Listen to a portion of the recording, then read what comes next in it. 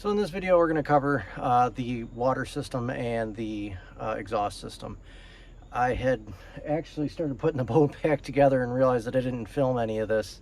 Just been extremely busy, so it's been pick away at this thing when I have time, and so it's been hectic to say the least. But I'm going to go ahead and go through this and explain everything so that I can finish putting this thing back together. We'll go ahead and get the exhaust out of the way.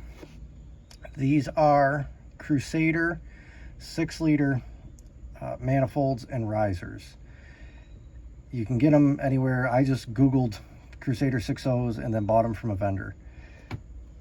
These O2 adapter plates are a custom CNC piece made by, and I'm going to go ahead and apologize now if I butcher your name, but his name's Ryan Janako, and I believe he's out of Florida, but he custom machines these things. You can find him in the MerCruiser Facebook groups or the LS MerCruiser conversion Facebook groups.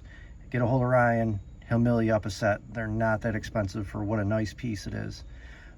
This is obviously the most expensive part of this entire swap. There's like $1,200 just in the manifolds, and then gaskets and adapters and all that. You know, that's another couple $100 or at least a few $100. So, you know, you're going to be into these things every bit of $1,400, $1,500 just for the manifolds, and that's the worst part of it.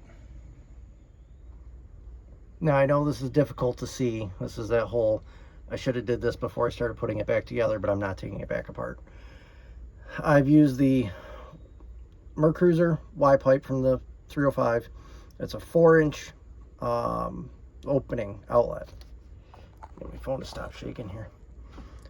It's a 4-inch 45 degree 5-inch from center exhaust boot that I bought off Amazon. I just bought 2 of them. The outlet on the Crusader manifold is 3.5 inches, but I just put the 4-inch boot over it and put 2 clamps on it and called it a day, and it's been working good so far. Now, the water system. This is the inlet hose from the outdrive, the water pump from the outdrive. It comes up. I have it going into a reducer. It comes up, it tees, and it goes down and feeds the manifolds on each side. The water then comes, flows into the manifold, comes up through the riser, and then comes out. Comes to this elbow. These are 3/4 inch NPT 90 degree fittings, and then they have a 3/4 inch barb on them. And then that comes across, and it's the same thing on this side. It flows into the manifold, up the riser, comes out of the riser here, goes into a T, comes down, and goes into another T here, and we'll talk about that in a minute. But it comes in, goes into this hose, goes down to the LS thermostat housing, and obviously the coolant hoses are looped, but it goes into the thermostat housing. You have to have water to feed the exhaust to keep it cool before the thermostat opens. So that is, let me get closer. These here are the what feeds the exhaust side out of the manifold into the exhaust system, and it goes same thing. There's another one over there, but that's teed. And what I've done is on the feed to the engine from the manifolds, I put a T in here, and then there's a restriction inside this pipe. I forget what size fuel hose, either 1/2 inch hose or 3/8 hose that I put in there as a restriction just to slow the water down. And then it comes in here and it feeds out to the exhaust. So at least before the exhaust, before the thermostat opens, the exhaust is getting water. And then obviously here you've just got the outlet of the engine going into the T. And that's it. That's the cooling system on the engine. It's pretty straightforward. So other things I've done besides the cooling system and the exhaust system, I had to take my lower unit off and replace the water pump because that was worn out and I was having flow issues in that. I will say now, you may not have this problem, but I did. I had an issue where one side would stay cool and the other side would get kind of hot.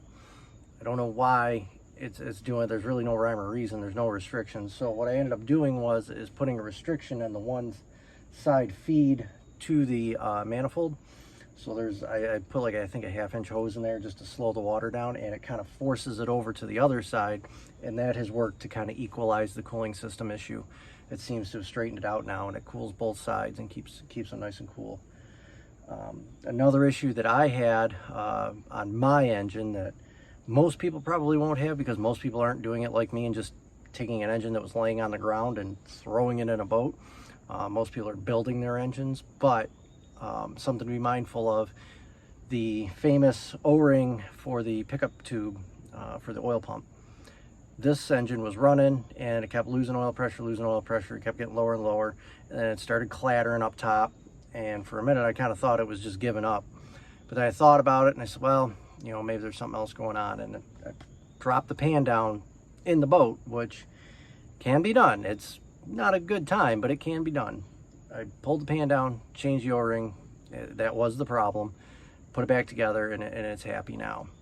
I have wired the tach, I got that done. I wired the check engine light, that's done, but there's really not much to film there. There's tons of videos out there on that. If you want to know how to make an LS tach work, or how to make an LS ECM work with an old style tach and that, there's videos out there on how to do that. You basically just tap a resistor in with key power to boost the signal.